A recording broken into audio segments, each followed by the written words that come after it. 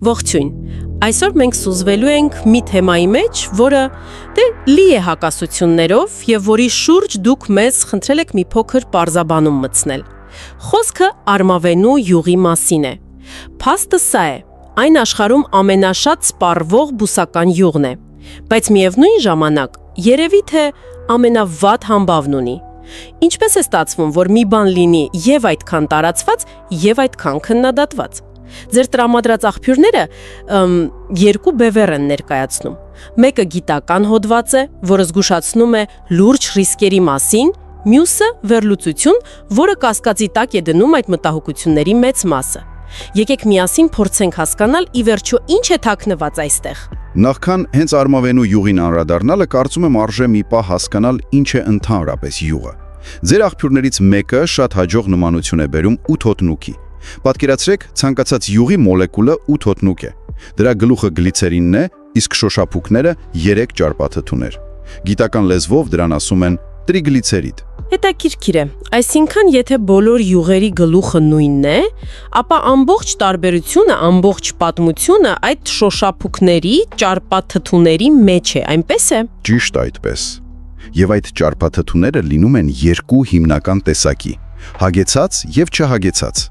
Դե հենց հագեցած ճարպերն են, որոնք վերջին տասնամյակներում հայտնվել են քննադատության կիզակետում։ Եվ դրանք են ըստ էության արմավենու յուղի շորժ բանավեճերի հիմնական պատճառը։ Լավ, եկեք խոսենք կոնկրետ մեղադրանքներից։ Առաջին աղբյուրը, որ դուք տրամադրել եք, բավականին կոշտ է արտահայտվում։ Այն պնդում է, որ հագեցած ճարպերի, մասնավորապես պալմիտինաթվի մեծ քանակությունը կարող է օրգանիզմում մի քանի բան, այսպես ասած, խառնել։ Խոսքը գնում է ճարպերի յուրացման խանգարումների,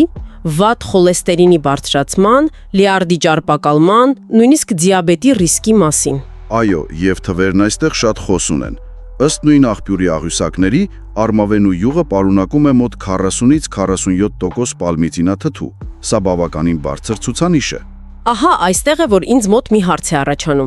Ես նայեցի այդ աղյուսակին եւ տեսա, որ սերուցքային կարագը, որը շատերս համարում ենք բնական մթերք, պարունակում է մոտ 37% պալմիտինաթթու։ Թվերը շատ մոտ են։ Եթե այդպես է, ինչու է ամբողջ բացասական ուշադրությունը կենտրոնացած հենց արմավենու յուղի վրա, իսկ կարագը կարծես թե այդքան չի քննադատվում։ Սա շատ տեղին հարց է։ Եվ հենց այստեղ է, որ ձեր երկրորդ աղբյուրը, այսպես ասած, գործի է դնում իր հակափաստարկները։ Այն հղում է կատարում մի քանի խոշոր մետավերլուծությունների, այսինքն ուսումնասիրություններ, որոնք ամփոփում են տասնյակ այլ գիտական աշխատանքների արդյունքները։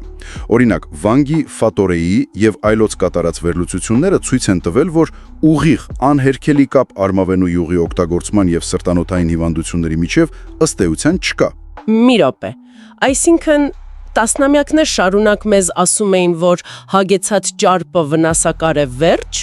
իսկ այս վերլուծությունները պնդում են, որ այդ ամբողջ պատմությունը սխալ էր, թե կոնկրետ արմավենու յուղն է բացառություն։ Դրանք ավելի շատ ցույց են տալիս, որ պատկերն ավելի բարդ է, քան պարզապես սև ու սպիտակը։ Որոշ տվյալներ նույնիսկ հակառակն են ցույց տալիս։ Արմավենու յուղը կարող է մի փոքր բարձրացնել ոչ միայն վատ, այլև լավ խոլեստերինի մակարդակը։ Սա ուղղակիորեն հակասում է առաջին աղբյուրի կտրուկ պնդումներին։ Եվ սա ցույց է տալիս, թե որքան տարբեր կարող են լինել գիտական տվյալների մեկնաբանությունները։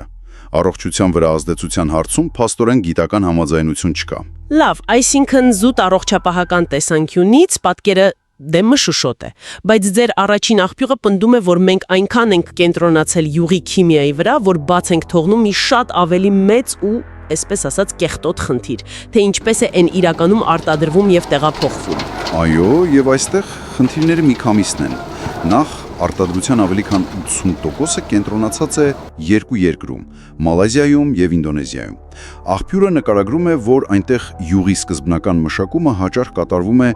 տնայնագործական պայմաններում, առանց խիստ սանիտարական հսկողության։ Նշվում է նաև, որ հումքը կարող են տեղափոխել ցիստերներներով, որոնք նախատեսված չեն սննդամթերքի համար,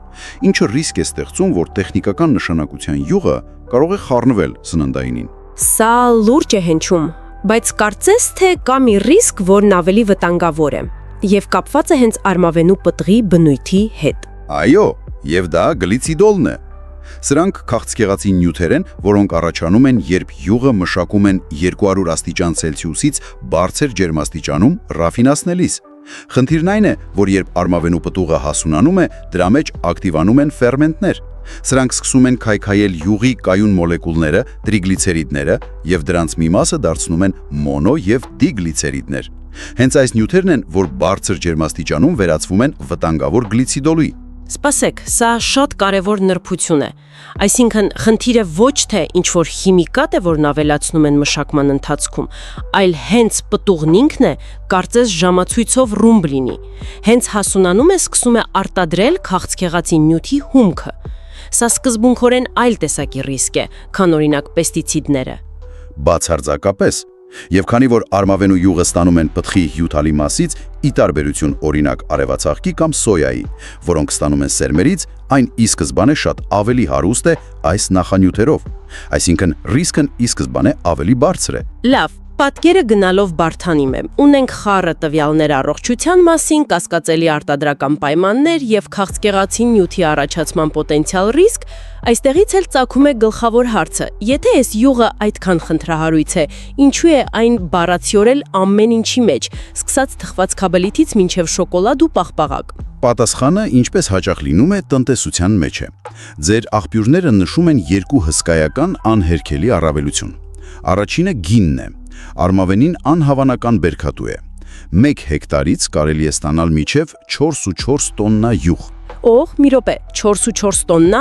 իսկ մյուս յուղերի դեպքում ինչպես է։ Համեմատության համար նույն 1 հեկտարից կարելի է ստանալ ընդամենը կես տոննա արևածաղկի կամ սոյայի յուղ։ Այսինքն արմավենին 7-ից 10 անգամ ավելի արդյունավետ է։ 7-ից 10 անգամ։ Սա ուղղակի փոքր առավելություն չէ։ Սա բոլորովին այլ լիգա է։ Զարմանալի չէ, որ այն ամենուր է։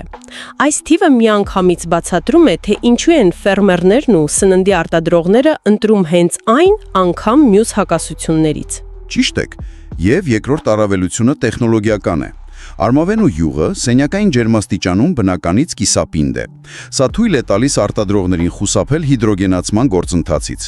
Դե այդ գործընթացի ժամանակ հեղուկ յուղերը դարձնում են պինդ, բայց արդյունքում առաջանում են շատ վնասակար տրանսճարպեր։ Այսինքն մի տեսակ տարօրինակ կերպով սննդի արդյունաբերությունը սկսել է օգտագործել արմավենու յուղը, լուծելու մեկ այլ առողջական խնդիր՝ տրանսճարպերի խնդիրը։ Փաստորեն մի վտանգը փոխարինել են մեկ այլ պոտենցիալ վտանգով։ Կարելի է եւ այդպես ասել։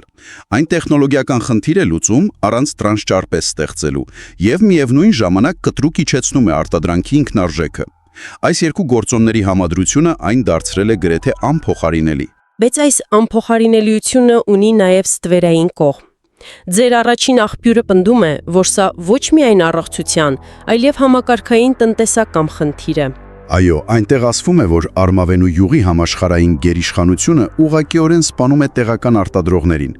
Օրինակ, արևածաղիկ մշակող ֆերմերը պարզապես չի կարող մրցակցել մի արտադրանքի հետ, որը 7-ից 10 անգամ ավելի էժան է ստացվում։ Սա հանգեցնում է տեղական գյուղատնտեսության անկմանը շատ երկրներում։ Եվ հենց այստեղ է նույն աղբյուրի ամենահետաքրքիր դիտարկումներից մեկը։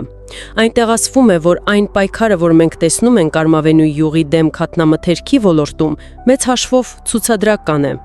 Ըստ աղբյուրի մեր ուշադրությունը շեղում են։ Մենք վիճում ենք պանրի մեջ դրա առկայության շուրջ, մինչդեռ անտեսում ենք, որ մեր թխված քաբլիտները, վաֆլիները, կոնֆետներն ու արագ սնունդը բառացիորեն լողում են դրա մեջ։ Սա արդար գնահատական է։ Լի հատվածի վրա մինչդեռ հիմնական զանգվածային սպառման ոլորտները մնում են ստվերում, որտեղ հսկողությունն ավելի թույլ է եւ սպառողն ավելի քիչ է ուշադրություն դարձնում պիտակին։